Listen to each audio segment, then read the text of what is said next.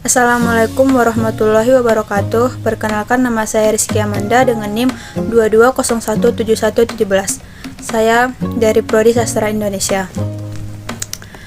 Di sini saya akan mempresentasikan hasil tugas saya pada materi A. Konsep dan pengelompokan linguistik mikro. Linguistik mikro atau mikrolinguistik adalah suatu cabang ilmu linguistik yang mempelajari bahasa. Dalam arti sempit, artinya bahasa dalam kedudukannya sebagai fenomena alam yang berdiri sendiri, dan bidang ini mengarahkan kajiannya pada suatu bahasa tertentu dan struktur internal suatu bahasa tertentu atau struktur internal bahasa pada umumnya. Istilah pengelompokan mikro dimaksudkan untuk menjelaskan pengelompokan bahasa-bahasa sekerabat pada tingkat yang lebih rendah. Ada 4 pengelompokan linguistik mikro, yaitu A. Fonologi, yaitu kajian bahasa yang mempelajari bunyi-bunyi bahasa yang diproduksi oleh alat ucap manusia. Contohnya, ya nggak munafik lah, bohong kalau tidak demen sama uang. Dalam arti, misal kata bohong menjadi bohong dan kata tidak menjadi enggak. B.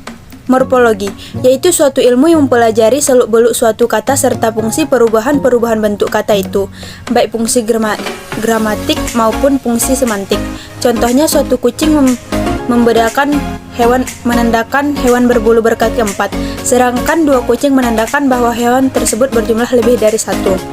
C. Semantik, yaitu suatu ilmu yang mempelajari tentang makna. Contohnya, kata pipis dalam bahasa Sunda artinya air kencing, sedangkan pada bahasa Bali artinya uang jajan. D. Sintaksis, yaitu cabang ilmu linguistik yang mempelajari kata dalam pertukaran dengan kata lain atau unsur-unsur main sebagai suatu satuan ujaran. Dalam sintaksis, yang biasa dibicarakan adalah struktur sintaksis, mencakup masalah fungsi, kategori, peran sintaksis, unit sintaksis berupa frase, kalimat, dan wacana. Contohnya, saya berangkat dari jam 7 pagi. Kalimat di atas terdiri dari komponen saya sebagai subjek, berangkat sebagai predikat, dan dari pukul 7 pagi sebagai keterangan. B. Konsep dan ruang lingkup kajian sintaksis dan semantik. Sintaksis adalah bagian dari pengetahuan linguistik yang menelah struktur kalimat. Ruang lingkup sintaksis mencakup 4 macam, yaitu A. Kata, yaitu satuan terkecil dalam hierarki komponen pembagian satuan sintaksis. Menurut Goris Kerap, kata dibagi menjadi 4 macam, yaitu kata benda, kata sifat, kata kerja, dan kata tugas.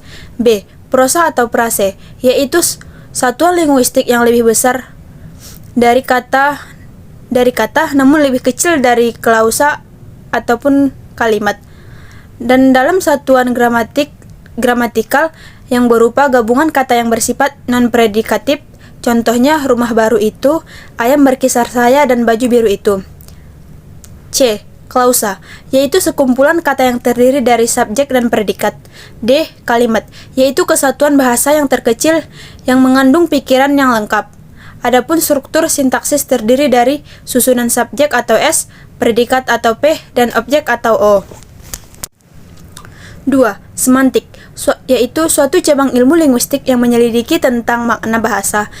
Ataupun dengan arti lain, semantik adalah pembelajaran atau ilmu tentang makna atau arti yang terkandung dalam suatu bahasa, kode atau lambang, ataupun representasi lain.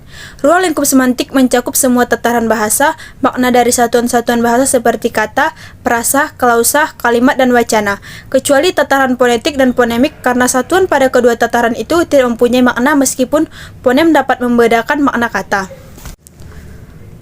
Cukup sekian hasil dari presentasi saya. Saya akhiri dengan Assalamualaikum warahmatullahi wabarakatuh.